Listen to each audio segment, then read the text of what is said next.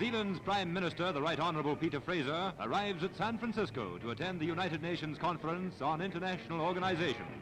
In this manner, the delegates from the 46 nations were welcomed on arrival.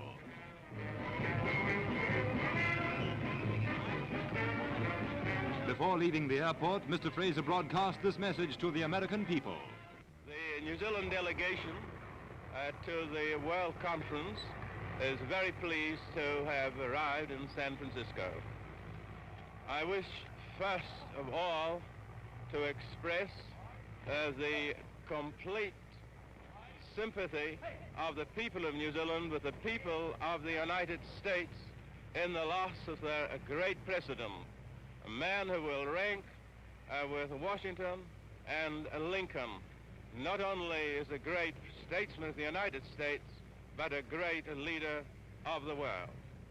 I want to say that wherever I have been, the people look upon his loss as a personal one. I hope that the conference that will meet tomorrow in San Francisco will bring the great blessing of assured peace and justice to the world.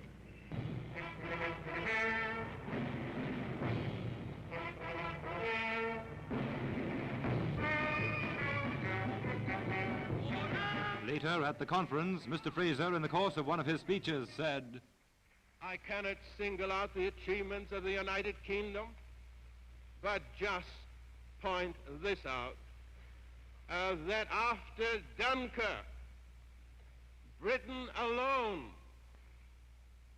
with her daughters around her daughter nations around her, held the path for mankind. If Britain had not stood firm and ready to fight in the streets and in the hills and the valleys of our country, then the cause of freedom and justice would have been overthrown and trampled underfoot.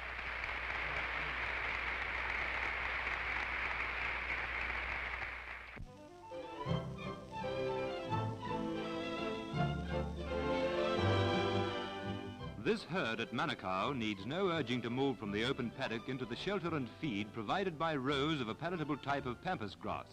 And on this farm, 7 one-acre strips of Pampers provide all the extra feed that is usually given by hay, silage, turnips, and other cultivated crops.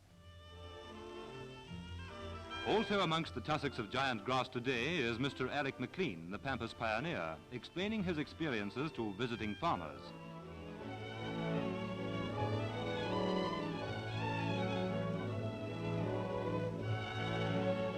On his own farm, he says, all supplementary feed for the dairy herd has for years been provided by this palatable Pampers. He finds it gives him better yields for less labor than the older methods of raising a reserve of feed for winter and dry spells.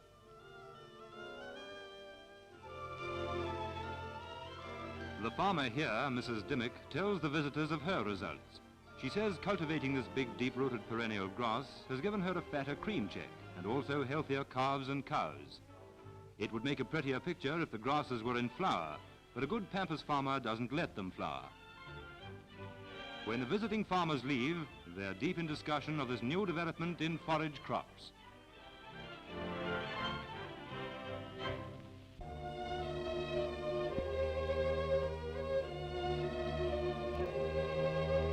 At Wellington's Sydney Street Cemetery, a group of people gather to honor the memory of Edward Gibbon Wakefield, who was buried here 83 years ago. From Earl Bledisloe, a former Governor-General, has come a wreath which the Mayor of Wellington lays on Wakefield's grave. Edward Gibbon Wakefield, more than any other man, was New Zealand's founding father. It was he who in 1837 founded the New Zealand Association in London and subsequently promoted the New Zealand Company, which was responsible for the Wellington, Canterbury and Otago settlements. Today, tributes are paid to his great perseverance in endeavoring to make New Zealand a model colony. This man greatly influenced our country's history. The affinity we feel towards people of Britain today has its historical roots in the promotion of British emigration to New Zealand by Edward Gibbon Wakefield.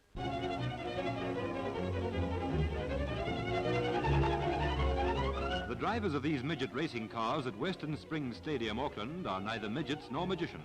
They just save up their petrol ration for what they call their sport.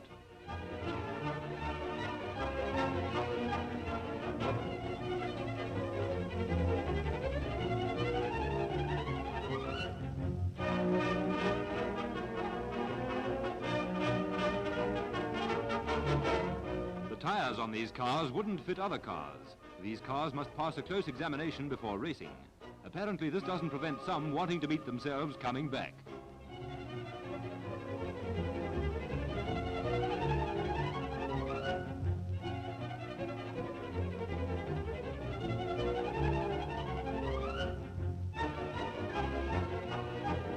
The drivers mostly build their own machines, which gives them scope for creative engineering.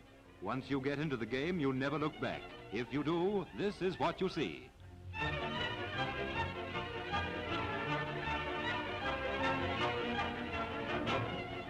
All you get out of it is a lot of fun and a lot of cinders.